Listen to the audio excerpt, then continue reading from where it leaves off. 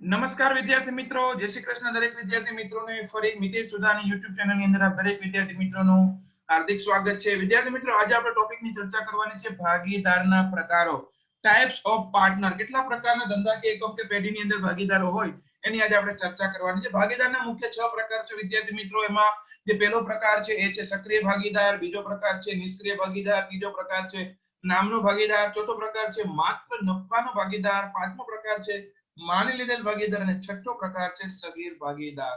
My dear friends, ફરી repeat કરું, સક્રિય ભાગીદાર, નિષ્ક્રિય ભાગીદાર, નામનો ભાગીદાર, માત્ર નફાનો ભાગીદાર, માની લીધેલ ભાગીદાર અને સગીર ભાગીદાર। વિદ્યાર્થી મિત્રો, એક પછી એક ભાગીદાર વિશે ધંધાકીય પેઢીની અંદર સમજ મેળવતા જઈએ। પહેલો જે ભાગીદારનો પ્રકાર છે તે સક્રિય ભાગીદાર। ભાગીદારી કાયદા મુજબ જે વ્યક્તિ ભાગીદાર બને અને પેઢીની અંદર સંચાલનની અંદર ખાસ ધ્યાન આપજો વિદ્યાર્થી મિત્રો, સક્રિય રસ લઈને કામ કરતો હોય એવા ભાગીદારને સક્રિય ભાગીદાર કહેવાય। પેઢીના કાર્યો માટે તે અન્ય ભાગીદારની જેમ એક એજન્ટ જ ગણાય છે।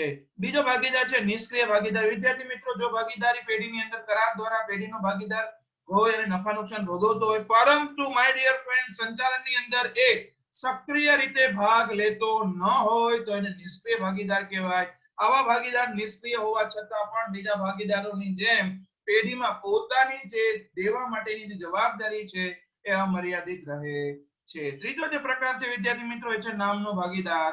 નવી સપાટી પેઢીનો વિકાસ કરવો છે, નવી પેઢી ધંધાકીય એકમની અંદર ઝડપથી વિકાસ કરવો છે, હરીફાઈ સામે ટકી રહેવું છે, ત્યારે આપણા ધંધાકીય એકમની અંદર કોઈ પ્રતિષ્ઠિત વ્યક્તિ આવે અને એ વ્યક્તિ પોતાના નામનો આપણા પેઢીને શું કરવા દે, પેઢીના માટે નામનો શું કરવા આપે, ઉપયોગ કરવા આપે, તો એને નામનો ભાગીદાર કહેવાય। આ નામનો ભાગીદાર પેઢીની અંદર મૂડી બિલકુલ લાવતો નથી, પરંતુ તે માત્ર પેઢીને પોતાના નામનો ઉપયોગ કરવા આપે છે। વિદ્યાર્થી મિત્રો, જે ચોથો પ્રકાર છે માત્ર નફાનો ભાગીદાર। જ્યારે કોઈ વ્યક્તિની ખાસ આવડત કે જ્ઞાન કે અનુભવનો લાભ લેવો છે, પેઢીમાં ભાગીદાર બનાવવામાં આવે તો એને નફાનો ભાગીદાર કહેવામાં આવે। નફાનો ભાગીદાર મૂડી લાવે કે ન લાવે, નફામાં એને હિસ્સો કે ભાગ આપવામાં આવે છે। પાંચમો જે ભાગીદારનો પ્રકાર છે વિદ્યાર્થી મિત્રો માની લીધેલ ભાગીદાર। માની લીધેલ ભાગીદાર, જો વ્યક્તિએ ભાગીદારી કરાર કરેલો ન હોય, પેઢીમાં મૂડી લાવતો ન હોય, છતાં નફામાં ભાગ મેળવતો પણ ન હોય, પરંતુ તેના વર્તનને આધારે ત્રાહિત વ્યક્તિ જે નક્કી થાય છે એ ભાગીદાર તરીકે માની લેવામાં આવે છે। એટલે કે ત્રીજો જે વ્યક્તિ છે ભાગીદારી તરીકે મૂડી પણ નથી લાવતો, નફો પણ નથી મેળવતો, કરાર પણ નથી, પરંતુ થર્ડ પાર્ટી ત્રાહિત પક્ષ તરીકે ભાગીદાર ગણી લેવામાં આવશે। સગીર ભાગીદાર, ખૂબ મહત્વનો પ્રશ્ન પરીક્ષાની અંદર વારંવાર પૂછાય। સગીર ભાગીદાર ભારતીય કાયદાની જોગવાઈ અનુસાર માત્ર પુખ્ત વયની વ્યક્તિ જ કરાર કરવા માટે સમર્થ છે।